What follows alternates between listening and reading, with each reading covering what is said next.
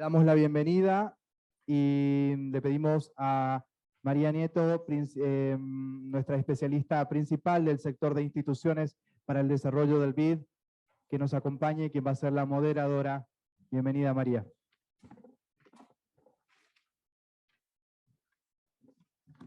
Bueno, un gusto estar acá. Básicamente vamos a estar moderando mucha gente online, pero bueno, un poco para abrir este panel y también sabiendo los tiempos que tenemos para el almuerzo de ustedes, un poco por qué estamos hablando de eso. Se calcula que para las inversiones necesarias a nivel global para poder tratar de cumplir con las metas de desarrollo sostenible a nivel global, están en por lo menos 4 a 6 billones, algunos están calculando a 11 billones las necesidades por año para 2030. El Banco Interamericano ha calculado las necesidades de inversiones adicionales necesarias para la infraestructura en la región, combinadas a descarbonizar y a promocionar también el valor social y sostenible, algo también en torno de 470 mil millones a 1.3 mil millones, ¿no? Entonces, estamos hablando de números muy grandes y la pregunta es cómo vamos a tratar de poder apalancar eso. Los fondos de pensión a nivel internacional tienen sido mucha parte de discusión en los foros de finanza climática, los foros de sistemas de sostenibilidad, porque se calcula que pueden tener un rol fundamental en apalancar estas inversiones necesarias.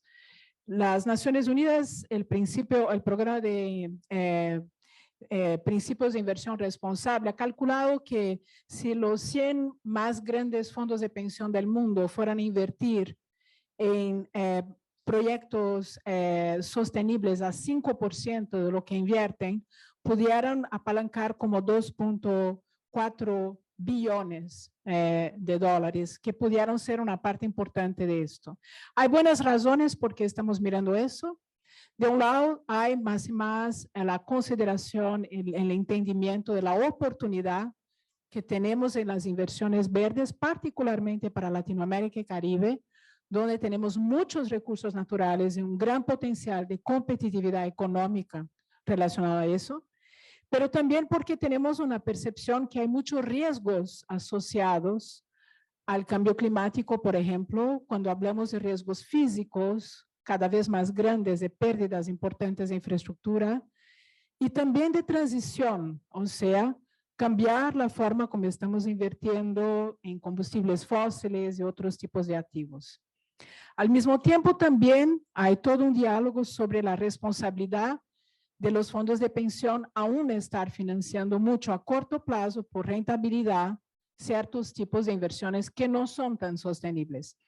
Y ahí, este panel yo creo que va a tener dos discusiones. Vamos a empezar con Gabriel Iorio hablando un poco de rol que pueden tener los reguladores de los fondos de pensión a crear incentivos y a ayudar a que estas inversiones, a través de la regulación, supervisión e incentivos, puedan direccionar inversiones sostenibles. Y después vamos a tener una conversación más provocadora con Oliver Hart, también pensando, por otro lado, cuál es el papel de los accionistas, de las partes interesadas en los fondos, en también incentivar a que los fondos puedan tratar de hacer las cosas de otra forma. Vamos a empezar entonces con Gabriel Iorio, haciendo una pequeña presentación de cómo México ha tratado de promover mecanismos de incentivos.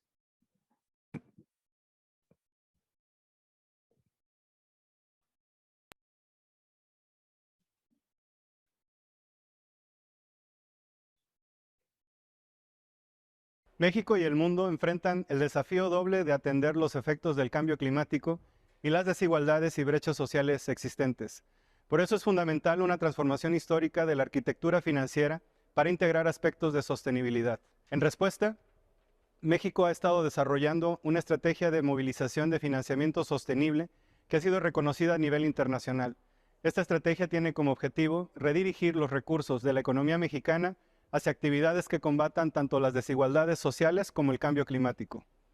Parte de esta estrategia incluye la creación de un mercado de deuda sostenible en diversas monedas, como lo es pesos, dólares, yenes y euros. El objetivo es que las empresas, tanto públicas como privadas, emitan bonos de impacto que, además de tener un beneficio social, ofrezcan opciones de inversión para los fondos que se enfocan en este tipo de instrumentos, como lo es el caso de las Afores en México. Actualmente somos el país de América Latina con el mercado más grande de bonos corporativos ASG. Durante los últimos años, las Afores, al igual que otros participantes del sector financiero, han incorporado los criterios ASG en sus decisiones de inversión. Las Afores actualmente controlan el 20% de los activos totales del sistema financiero mexicano.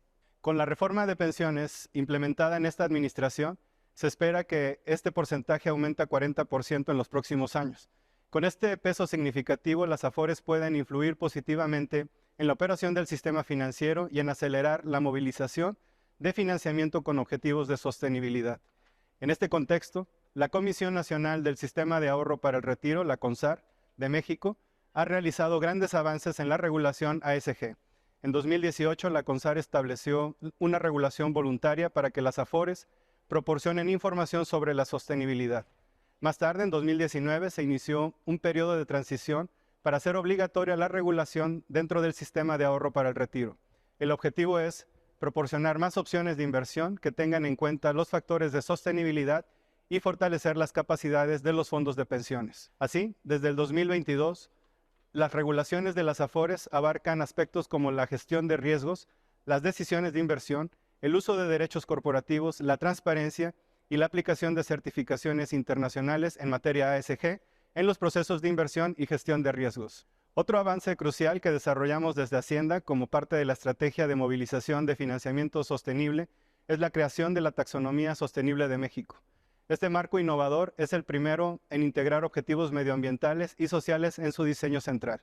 La taxonomía sostenible es una herramienta de política pública financiera orientada a la sostenibilidad, surgida de la colaboración entre el sector público y privado, organizaciones internacionales, la sociedad civil y la academia. Este sistema de clasificación busca identificar actividades económicas o activos financieros que tengan un impacto positivo en el medio ambiente y la sociedad. Inicialmente, la taxonomía se centra en 3 objetivos principales: mitigación y adaptación al cambio climático e integración de la igualdad de género, posicionándola como pionera a nivel mundial. El tema de género es particularmente importante cuando hablamos del sistema de pensiones. En México, las mujeres ganan menos, tienen menos trabajo remunerado y viven más, lo cual genera una situación de desigualdad en el retiro. Con el índice de género de nuestra taxonomía, las Afores podrán asegurarse que parte de sus inversiones contribuyen a reducir la brecha de género. Nuestra taxonomía sostenible presenta un catálogo de 124 actividades económicas que permitirá a diversos actores, incluyendo a los inversionistas institucionales, desarrollar instrumentos financieros sostenibles, innovadores, de alta calidad, facilitando la reorientación de capitales hacia inversiones de impacto ASG. En la Secretaría de Hacienda de México consideramos que el sistema de pensiones es un actor clave para implementar la estrategia de movilización de financiamiento sostenible en el país y para contribuir a un desarrollo económico sostenible con justicia ambiental y con justicia social. Bueno, aquí pudimos ver un ejemplo muy concreto de cómo no solamente se desarrollaron políticas de cómo los fondos pueden manejarse mejor, pero también una taxonomía que permita dar indicadores de clasificar las inversiones. Ahorita vamos a pasar al profesor Hart. Por esto le hablo en inglés, para que nos dé la otra perspectiva de cómo financiamos el fondo desde los gerentes de activos y cómo logramos promover que se realicen estas inversiones sustentables. Profesor Hart. Professor Hart, please.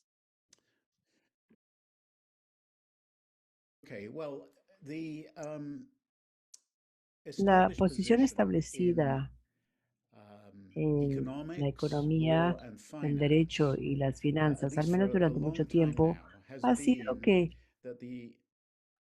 el objetivo apropiado de las compañías es maximizar las ganancias o el valor del mercado. Y me voy a referir a esto como SBM, que es la maximización del valor del accionista, SMB.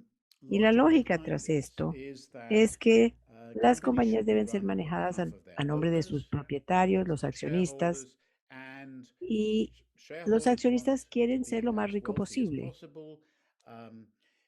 para que puedan utilizar esa riqueza como lo deseen, para aumentar la riqueza, gastarla en sí mismos, o si tienen alguna conciencia social, lo pueden hacer ayudando a otros. Y las compañías les habilitan para hacer lo máximo posible. Esta idea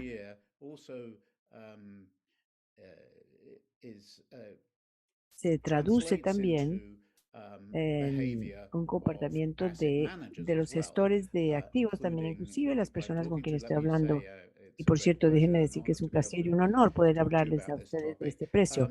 Y los gestores de activos, inclusive los de pensiones, normalmente en muchas jurisdicciones se veían como con un deber fiduciario de maximizar la riqueza de sus inversionistas. O sea que la compañía debe estar maximizando la riqueza y los gestores de activos también deben hacer lo mismo.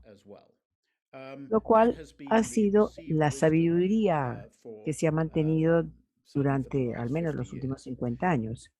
Pero junto con los coautores, sobre todo Luigi Singales, en los últimos años hemos planteado el que en realidad esta idea no aguanta un análisis muy detallado y sugerimos que en algunos casos, al menos, las personas, los accionistas con una conciencia social, quizá quieran que las compañías que ellos tienen hagan algo más que maximizar las ganancias. Y ese será el caso en aquellas situaciones en las que estas compañías deben utilizar la jerga económica o la ventaja comparativa para hacer el bien o evitar el mal, comparado con los mismos accionistas.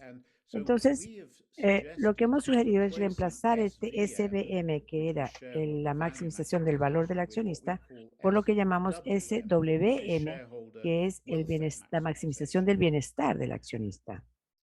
Y para los que estén interesados en un análisis más profundo de esta idea, permítanme mencionar algunos de los trabajos en los que yo he trabajado en los últimos 5 años. Ahí están. Y fácilmente pueden buscar estos trabajos en mi sitio web. Simplemente buscan Oliver Harvard y encuentran todos los trabajos en los que yo he participado. Pero para entender cómo difieren estos dos conceptos, el SBM y el SWM, les doy un ejemplo muy sencillo. Consideren una compañía petrolera que puede reducir las emisiones de carbono, pero que esto a su vez reduciría sus ganancias, o sea, sería más sensible ambientalmente, pero esto afectaría también el ingreso de manera negativa. La visión general o tradicional era que esa no era la forma apropiada para la compañía. Y yo estoy suponiendo que los reglamentos y las leyes no exigen que se haga esto, entonces es una tasa discrecionaria. Y la opinión normal sería entonces que los accionistas desean que esta compañía maximice las ganancias, quiere decir que no deberían reducir sus emisiones de carbono. Ese es el punto de vista SBM, pero el SWM dice no, un momento, quizá los accionistas, si se les preguntara, quisieran que la compañía redujera las emisiones de carbono, aun cuando la compañía no está obligada a hacerlo, por 3 razones. Primero, porque quizá los accionistas en la compañía petrolera tienen acciones en otras compañías también y probablemente eso es lo normal, eso suele ser. Y hoy en día, sobre todo, cuando muchas personas tienen fondos indexados y tienen un poco en cada compañía o en muchas compañías. Y podría ser cierto que cuando esta compañía sí redujera sus emisiones de carbono, aun cuando podría afectar los ingresos individuales de esa compañía, a su vez podría sí aumentar las ganancias de otras compañías en las que el accionista tiene acciones, porque esas otras compañías son afectadas por las emisiones de carbono de las compañías petroleras. Esa sería una posibilidad o una razón por la que el accionista quizá querría que se redujeran las emisiones de carbono. La segunda razón. Esa es una razón financiera, por supuesto, que está viéndolo en un término más general, no solamente considerando la compañía y sus ganancias individuales, sino considerando todas las compañías en las que tiene acciones. La segunda y tercera razón no son razones financieras, son razones no financieras, pero igualmente legítimas. Estos accionistas, ¿quiénes son? Son personas, son individuos como usted o como yo, y no nos importa solamente el dinero. Es posible que nos demos cuenta de que esta compañía petrolera que está produciendo grandes emisiones de carbono podrían estar contribuyendo al cambio climático y podrían hacer que el mundo sea más caliente y menos habitable. Y no queremos vivir en ese mundo, por lo que quizá también podamos tener hijos o nietos o bisnietos y nos preocupa su futuro viviendo en un mundo más caliente. Entonces, quizás sí estemos a favor de la reducción de estas emisiones de carbono por esa razón. Y luego la tercera posibilidad sería que no nos importa solamente lo que hacemos nosotros, sino lo que hacen otros también. O sea que somos un tanto altruistas y no queremos que la gente que no esté relacionada con nosotros o las futuras generaciones vivan en un mundo caliente y poco amigable o inhóspito. O sea que por todas estas razones, si fuéramos a saber qué debería hacer como accionistas individuales, qué hace esa compañía, diríamos quizá que no maximicen ganancias, sino que hagan otra cosa. Este es un simple ejemplo de cómo el SWM funciona. Que si uno le pregunta al accionista qué es lo que quisiera la compañía que haga, lo que estamos hablando es qué es lo que es bueno para su bienestar. Y por esto lo llamamos maximización del bienestar del accionista. Lo que quiero hacer con esta diapositiva es convencerles de que puede haber una diferencia entre la maximización del valor del accionista y la maximización del bienestar del accionista, que es lo que probablemente más le importa al accionista. Pero ahora, tomando un ejemplo relacionado a este, sigamos todavía con la compañía petrolera y vamos a suponer, y esta no es una suposición porque esto ocurre, pero vamos a suponer que la compañía está cabildeando continuamente en diferentes países, Estados Unidos, América Latina. Estas compañías cabildean continuamente con los reguladores o contribuyen a las campañas de los políticos para evitar mayores reglamentos, como por ejemplo impuestos al carbono. Quizá hay presión para que aumenten los impuestos del carbono, que a su vez le haría daño a las ganancias de esta compañía. Y la compañía hace todo lo posible para evitar que ocurra esto, o sea, minimizar la posibilidad de que aumenten los impuestos. Y todos estos esfuerzos podrían ser positivos para las finanzas de la compañía, pero por las mismas razones y basados en la diapositiva anterior, quizás sea contrario a los deseos de los accionistas. En otras palabras, sirve para el SBM, pero no para el SWM. Bien, entonces, ¿cómo pueden los accionistas promover que las compañías promuevan el SWM? Bueno, uno, con el poder de votación, diciendo algo que es evidente, por supuesto. Los accionistas, a diferencia de otros interesados, en realidad tienen un voto y pueden utilizar su derecho a voto, si se les permite al menos. A menudo hay ciertas limitaciones, pero en fin, y quizás se dificulte, pero en principio tienen el poder de votación y pueden utilizar su derecho a voto para interactuar con los gerentes en diferentes formas, eligiendo a personas a la junta y establecer resoluciones de los accionistas, que llamamos la voz del accionista. Y más adelante yo les voy a mencionar en uno de nuestros trabajos que llamamos la salida versus la voz, que es una terminología que introdujo Albert Hirschman hace muchos años, y les explicaré un poquito sobre el éxito en un momento, o la salida. Pero lo que me interesa más que todo en este momento es la voz, el utilizar el poder de voto para cambiar lo que está haciendo la compañía. En la práctica no es tan fácil que el accionista pueda utilizar su voz. Y una de las razones es porque muchas de las acciones son de propiedad a través de fondos mutuales, incluido el dinero de las pensiones. Está en manos de los fondos mutuales que ustedes como gestores de los activos manejan. Y esa suele ser la situación cuando uno tiene acciones en alguna compañía o en las carteras de las compañías a través de los fondos mutuales. Es el fondo mutual o las instituciones de los fondos mutuales los que tienen la voz, como Vanguard, como State Street o BlackRock. Ellos son los que tienen el derecho a voto y muchos de nosotros en realidad no tenemos ni la menor idea de cómo están votando.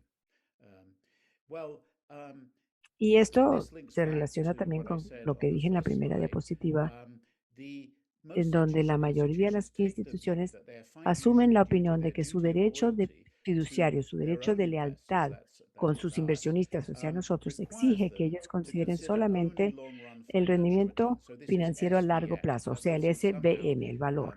Esto es lo que deben hacer y efectivamente, en algunos casos, este es un requisito legal. Esta es la situación de los fondos de pensiones a través de la ley ERISA en Estados Unidos. Pero la forma en que yo interpreto esto es que si pensamos en una resolución de un accionista de reducción de emisiones de la compañía petrolera o pedirle a la compañía petrolera que no cabildee o que no haga contribuciones de campaña, estas instituciones bien podrían sentirse obligados a votar en contra de todas estas resoluciones, tanto que las resoluciones reduzcan el valor del mercado o las ganancias de la compañía petrolera. Creen que esa sería realmente la forma de cumplir con su derecho o su deber, perdón, fiduciario. Mis coautores y yo pensamos que esto no tiene sentido realmente y que en realidad es cuestión de principio. El deber fiduciario, o sea, actuar a nombre de alguien, tendría que significar hacer lo que éste quiere que se haga. Y en la medida en que los accionistas, según mi ejemplo, quieran que la compañía petrolera no maximice sus ganancias, sino que maximice el bienestar del accionista, entonces, sin duda, las instituciones que están actuando a nombre de los accionistas deberían hacer o querer hacer lo mismo, averiguar qué es lo que quieren los accionistas y actuar correspondientemente. Pero ¿cómo podría hacerse esto? Pues hay por lo menos tres posibilidades. La primera sería llevar la decisión del voto a nivel del inversionista individual, el inversionista al detalle. O sea que las instituciones podrían decir, bueno, no vamos a votar ya a nombre de ustedes, sino que ustedes tendrán el derecho a votar por su cuenta. A través nuestro, ustedes son dueños de una cierta fracción o una cierta acción de la compañía petrolera y por lo tanto tienen cierto derecho a algunos votos. Entonces, por lo tanto, voten ustedes a nombre de sus propias acciones. Y efectivamente, vemos que esto está sucediendo. BlackRock lo ha estado haciendo con sus principales inversionistas. Y aquí damos el ejemplo de el Fondo de Retiro Común de Nueva York. Invierte en el S&P 500 ETF de BlackRock y tendrá o tendrá el derecho a votar prorrateadas las acciones que tiene indirectamente en todas las compañías S&P 500. Y quizá esta estrategia funcione para las grandes inversionistas de estos fondos mutuales, pero no es muy razonable esperar que los accionistas individuales puedan hacer esto porque si tienen una cartera diversificada, van a tener poderes de cientos de compañías y van a estar prácticamente abrumados, porque si usted trabaja todo el día, no puede pasarse el resto del día pensando en cómo van a votar. Por suerte, hay otras soluciones. Y aquí hay una. Hoy en día muchos inversionistas institucionales compran servicios de asesoría de poder adaptados a las necesidades específicas y probablemente ustedes han oído hablar de esto. Los servicios de acciones institucionales o ISS tiene estas orientaciones de votación por poder con especialidades que va dirigido a personas con intereses específicos. Si usted está interesado, por ejemplo, en el bienestar de los trabajadores, hay uno para ustedes. Si les interesa la sustentabilidad, hay otro para esto. Y si lo que les interesa es alguna creencia religiosa, quizás sea católico y tengan alguna orientación católica, pues pueden registrarse con uno de estos y ellos harían la votación a favor de ustedes y eso podría ofrecerse a los inversionistas individuales también. Pero en realidad también en estos momentos hay una serie de desarrollos que permiten personalizar estas orientaciones, no a través del ISS, sino en otras formas, como por ejemplo a través de una compañía que se llama Iconic. Y yo la conozco, por cierto, porque yo los he visto y me he registrado con ellos a través de algunas de mis inversiones. Lo hago con Fidelity y hay un fondo en el que yo participo, en el que me dijeron que yo podía hacer mi propia votación. Y es curioso porque realmente yo dije, sí, me gustaría hacerlo. E inicialmente, efectivamente, comencé a recibir algunos poderes y voté en esas en base a esos poderes, pero repentinamente empecé a recibir una gran cantidad y como decía hace un momento, yo me sentí totalmente abrumado y no lo pude seguir haciendo, pero luego encontré esta compañía que se llama Iconic y ellos lo que ofrecen es un servicio en el que uno llena una encuesta, no toma mucho tiempo, que pregunta cuáles son vuestras preferencias, qué es lo que más les interesa. Y la compañía Iconic utiliza un algoritmo para votar a nombre de sus acciones en base a sus preferencias, o sea que es una orientación personalizada. De manera que ahora todas mis declaraciones de poderes que yo recibo las mando directamente a Iconic y ellos votan a nombre mismo utilizando este algoritmo. Yo puedo chequear lo que están haciendo. Si quiero, puedo quitarles la votación si es algo que me importa muchísimo, pero en general yo estoy feliz con que ellos hagan la votación a nombre mío. E Iconic ahora se está uniendo o se está asociando con un fondo mutual que ofrecerá este mismo algoritmo a sus inversionistas. Otra posibilidad es decirle al algoritmo que vote en líneas con un grupo como As You Sow. Esta es una forma de que los inversionistas individuales participen en la votación. Una segunda forma sería que los gestores de activos como ustedes, por ejemplo, pregunten cuáles son las preferencias de los inversionistas y hacer la votación en base a una agregación de las preferencias. La idea es que en lugar de tener a los inversionistas individualmente votando, el fondo hace la votación y una cosa que podría suceder es que el fondo podría preguntar, bueno, ¿cómo quisiera votar usted? Y suponiendo que hay una resolución de inversionistas y el fondo encuentra que 45% de los inversionistas apoyan la resolución y 30% están en contra. Y eso es una situación muy realista. Y 25% no dicen nada. Esto plantea una interrogante muy interesante, porque si el inversionista estuviera haciendo la votación, 45% estarían a favor, 30% estarían en contra y 20% no votarían.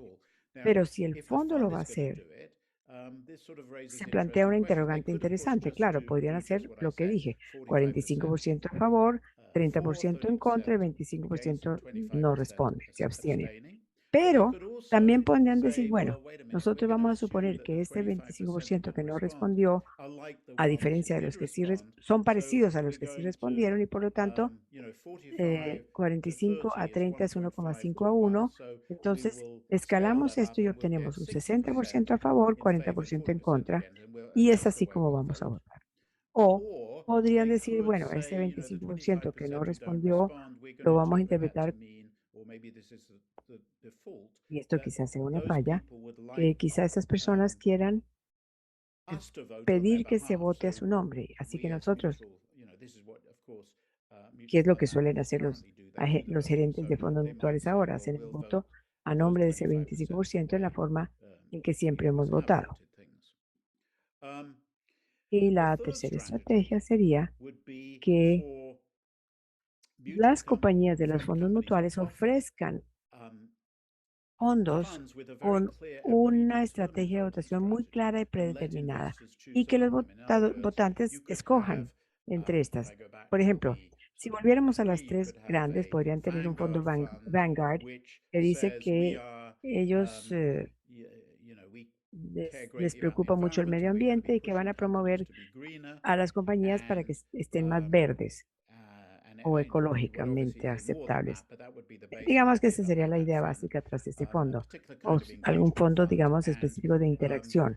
Y luego, si les gusta la idea, entonces sería un fondo indexado de S&P 500 o el mercado completo, digamos que pasivamente se gestionaría de manera indexada, no sería comerciado activamente, pero podría estar activo con respecto a la interacción, promoviendo la resolución de los accionistas, haciendo que las compañías sean más ecológicas. Y luego Vanguard podría también tener un fondo marrón. Ese sería el verde. Ahora tendríamos un marrón, en donde diríamos, vamos a hacer lo opuesto, vamos a promover SBM, o sea, que se preocupen por valor. Y si les interesa eso, entonces ustedes invierten en ese fondo. Hay ejemplos de esto. El primer motor que tuvo una famosa victoria en Exxon Mobil. Esto fue hace como un par de años, o quizá el año pasado, no recuerdo bien, pero no hace mucho. Ellos establecieron un fondo que llaman VOTE, o VOTE, que es un S&P 500 más que todo. Es uno en el que promueven que las compañías se preocupen por el medio ambiente. Y antes de continuar, estoy casi cerca del final, pero quería decir algo sobre la diferencia entre la interacción, que es de lo que estoy hablando aquí, o sea, la voz, y el exit o la salida. Exit es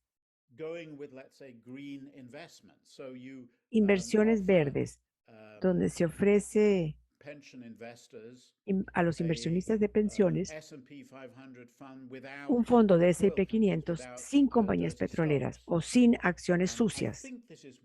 Y yo creo que esto es de lo que hablaba el ministro González, si no me equivoco, quizá me equivoco, pero daba la impresión de que, bueno, lo que pasa es que muchas personas hablan de ofrecer a los inversionistas la opción de invertir en compañías ecológicamente amigables o socialmente progresivas o lo que sea, lo que le interese al accionista. Y eso está bien, pero nosotros, mis colegas y yo, hemos hablado de que en realidad esta es una forma mucho menos eficaz de lograr un cambio en el comportamiento de una compañía, porque si se decide que no van a mantener acciones en una compañía petrolera, primero, hay muchas personas que sí están dispuestas a tener acciones en la compañía petrolera, de manera que cuando usted vende las acciones, otros las van a comprar y el precio de la acción no va a cambiar mucho, cosa que no va a hacerle daño a la compañía petrolera. Pero, ¿quién va a quedar como accionistas de las compañías petroleras? Pues serán personas que están menos preocupadas por el medio ambiente que ustedes. Entonces ahora el poder de votación estaría en esas personas que realmente no les interesa el medio ambiente. Entonces que si usted se mantiene con la compañía petrolera y trabaja con la gestión y promueve resoluciones y vota a favor de algunos miembros de la Junta, le van a escuchar su voz como alguien preocupado por el medio ambiente. Así que yo creo que si están interesados en la comparación entre Exit y Voz, yo recomendaría este trabajo que llamamos Exit versus Voz. Lo pueden encontrar en el sitio web, promoviendo la idea de que la interacción o la participación es una mejor forma de mejorar el comportamiento de una compañía, mucho más que el simplemente decidir no tener nada que ver con una compañía que a uno actualmente no le gusta. Y bien, aquí tengo una imagen de la interacción o la preocupación por el medio ambiente y los problemas sociales ha aumentado a través de los años. En esta imagen vemos tres líneas. Una azul, que es el apoyo promedio por las cuestiones del medio ambiente. La verde es apoyo promedio por temas políticos y la roja creo que es apoyo promedio por cosas sociales. Y como ven, todas han aumentado considerablemente. La del medio ambiente bajó entre el 2000, bueno, ha aumentado increíblemente con el paso de los años, pero pueden ver ahí que el apoyo es de más de 40% en el 2021, habiendo estado a un nivel muy bajo de apenas 10% o aún más bajo después de eso en el 2000. Pero ha bajado un poco y quizá ha bajado aún más desde entonces. Y eso lo interpretamos como una reacción a la politización del tema. Estoy seguro de que ustedes están conscientes de que en Estados Unidos los fondos que respaldan el ESG, el ataque de los republicanos, los fondos que no apoyan son atacados por los demócratas. Así que creo que lo que hemos oído más recientemente es los republicanos que están luchando en contra del capitalismo woke. Quiere decir que las instituciones se asustan ahora y simplemente no quieren ser atacadas y por lo tanto dicen, bueno, vamos a volver a votar por estas cosas. Y por esto es que ha habido esa caída un poco. Yo creo que la respuesta a todo esto es parecido a lo que he dicho en mi charla, que sería mejor que las instituciones se salieran del negocio de las votaciones o que si van a seguir votando, que lo hagan conforme a los deseos de sus accionistas. Y entonces estarían inmunes al ataque político. No creo que los políticos en Estados Unidos siquiera están en un entorno muy polarizado o quieran tener mucho éxito atacando a la institución, sino actuando a nombre de sus propios inversionistas. Así que yo creo que esta podría ser una forma importante para el futuro. Permíteme resumir entonces. Entonces, SBM generalmente no representan los deseos de los accionistas, a pesar de que lo que se comenta. Creo que esto debería ser reemplazado por SWM y una forma de hacerlo es facilitar esto para que los accionistas expresen sus preferencias en temas ambientales y sociales a través de la votación. Y creo que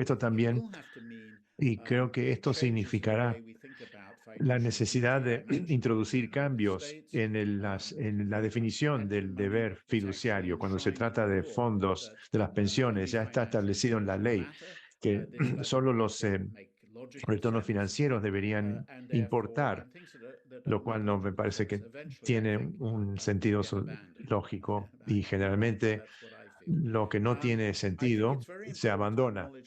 También creo que es importante reconocer estos beneficios, ventajas y desventajas. A veces cuando decimos, bueno, sí, estamos votando a favor de esto porque es ecológicamente una resolución, por ejemplo, de enverdecer una economía, apoyamos esto porque a la larga esto será beneficioso para los valores de los accionistas. Entonces creen que es todo ganar, ganar. Y lo que beneficia a la sociedad también beneficia a largo plazo el valor de la empresa. El problema con esto es que no hay nada en la teoría económica que nos indica que estos van de la mano. Tenemos que reconocer que a veces hay beneficios y también desventajas. Lo que sirve el valor monetario de un país, de una compañía, puede que no sea beneficioso para el país y los accionistas que tengan una conciencia social dirán, sí, aquí hay costos y beneficios, pero estamos dispuestos a aceptar una disminución de las utilidades porque nos parece lo correcto. Y con eso termino. Muchas gracias. Gracias, profesor.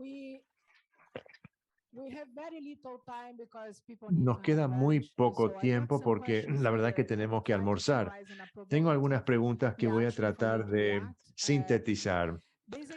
Básicamente, las preguntas que estamos recibiendo Y lo que le quería preguntar es que ¿no les parece que es una necesidad de lograr un equilibrio? Es decir, la interacción quiere decir que aquellos que participan cuenten con toda la información. Algunas preguntas dicen acá que tiene solo que ver con las utilidades o también tenemos que ver los pasivos en los fondos y los niveles de desempeño a largo plazo. Lo que quiero destacar aquí es que con el concepto de la interacción, ¿cuál es el porcentaje que se relaciona o que requiere transparencia, divulgación y una evaluación más sofisticada de las tendencias, que no solo se relacionan con las utilidades, sino también los pasivos, el desempeño a largo plazo, los riesgos asociados con, por ejemplo, los activos, cuando hablamos de los riesgos climáticos, los riesgos físicos?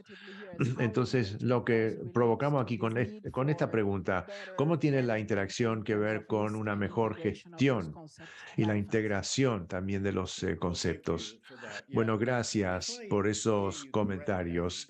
Si entiendo bien la pregunta, me suena un poco como lo que dije al final, que no hay realmente una evaluación de los costos y beneficios.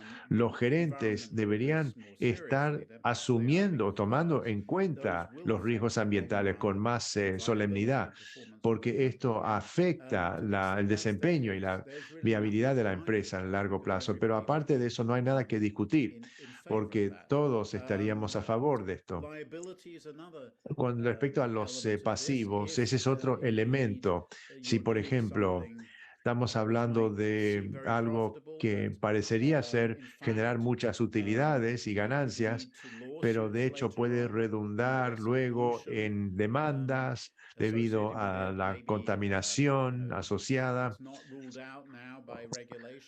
Puede que en este momento no está reglamentado, pero que personas luego afectadas por la contaminación le pueden entablar un pleito, una demanda. Y entonces, todo esto sí es importante y válido, pero quiero reiterar lo que decía antes. Al final de mi charla, no siempre es así. A veces realmente tenemos que pesar los costos y beneficios. Vamos a ver, por ejemplo, el caso de un lobby o con las contribuciones a los políticos que están en contra de la reglamentación, haciendo contribuciones a los políticos que van en contra, no quieren ningún tipo de proceso regulatorio. Creo que aquí es donde hay riesgos, pero nadie les va a hacer una demanda porque uno hizo cabildeo en contra de los impuestos al carbono. Pero es algo que puede que sea negativo para el mundo y los propietarios y los accionistas de la empresa puede que estén de acuerdo. Aquí tenemos un ejemplo de tener que evaluar los costos y beneficios. Muchísimas gracias, María.